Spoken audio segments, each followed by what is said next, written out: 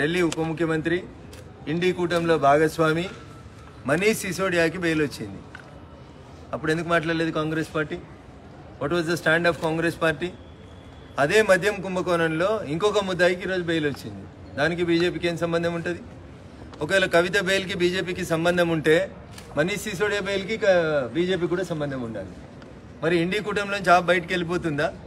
మనీష్ సిసోడియా గారికి బెయిల్ వచ్చింది కాబట్టి మనీష్ సిసోడియా గారు వచ్చి బీజేపీలో జాయిన్ అవుతున్నారా?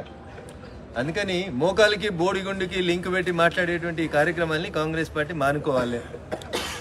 బెయిల్ అనేది మున్సిపల్ కోర్టులో రిజెక్ట్ అయింది, జిల్లా కోర్టులో రిజెక్ట్ అయింది, చివరికి హైకోర్టు రిజెక్ట్ చేసిన తర్వాత ఈ దేశ సర్వోన్నత న్యాయస్థానం సుప్రీంకోర్టు బెయిల్ ఇచ్చింది.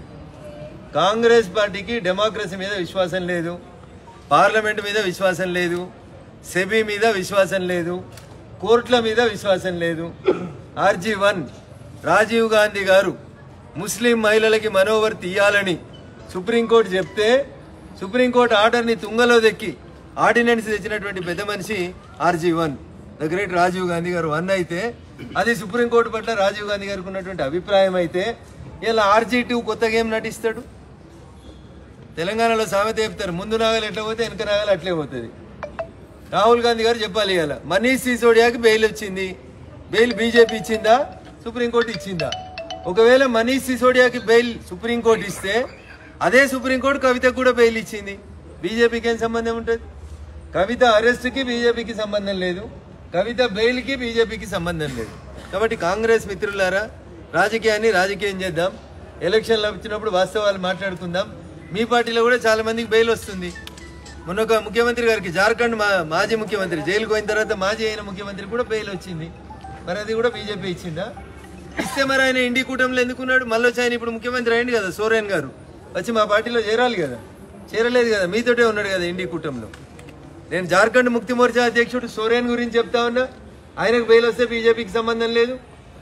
ఢిల్లీ ఉప ముఖ్యమంత్రి మనీష్ సిసోడియాకి బెయిల్ వస్తే దానికి బీజేపీకి సంబంధం లేదు, కానీ కవితకు బెయిల్ వస్తే మాత్రం బీజేపీకి సంబంధం ఉంది.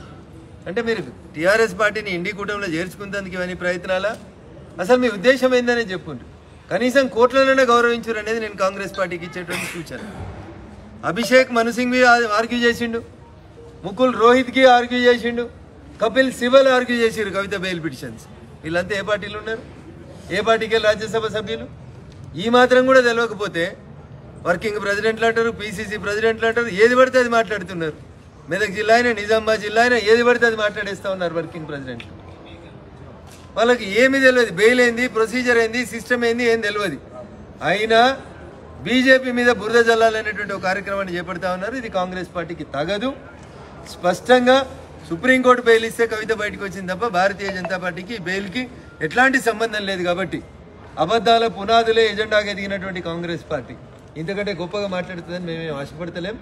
బట్ తెలంగాణ సమాజం, విఘ్నులైనటువంటి తెలంగాణ ప్రజలు అర్థం చేసుకుంటారని, బెయిల్ కోర్టుకు సంబంధించిన అంశం అని, పార్టీలకు సంబంధించిన అంశం కాదని జగ్గారెడ్డి గారికి, మహేష్ కుమార్ గౌడ్ గారికి అర్థమయ్యేలా చెప్పాలని చెప్పి ఆ అభిషేక్ సింగ్ మన్వి అనేటువంటి సుప్రీంకోర్టు వకీల్కి ఈ సందర్భంగా నేను విజ్ఞప్తి చేస్తాను. ఒక రాజకీయ పార్టీ ఇంకొక రాజకీయ పార్టీలో విలీనం అవ్వాలా అవ్వకూడదు అనేది ఆ టీఆర్ఎస్ పార్టీ పెద్దలను అడిగితే కరెక్ట్ సమాధానం వస్తుంది. భారతీయ జనతా పార్టీ ఎవరిని విలీనం చేసుకోవడానికి సిద్ధంగా లేదు. మేము కాశ్మీర్ నుంచి కన్యాకుమారి దాకా ఒంటరిగా మేమే ఎదగాలనుకుంటున్నాం. That is our stand.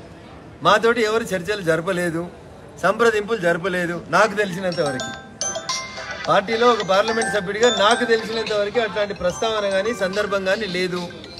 కాబట్టి లేని దాని మీద బురద జల్లి కోడిగుడ్డు మీద ఈకలు వీకే ప్రయత్నం చేయొద్దని కాంగ్రెస్ మిత్రులకు నేను ఈతో పలుకుతాను.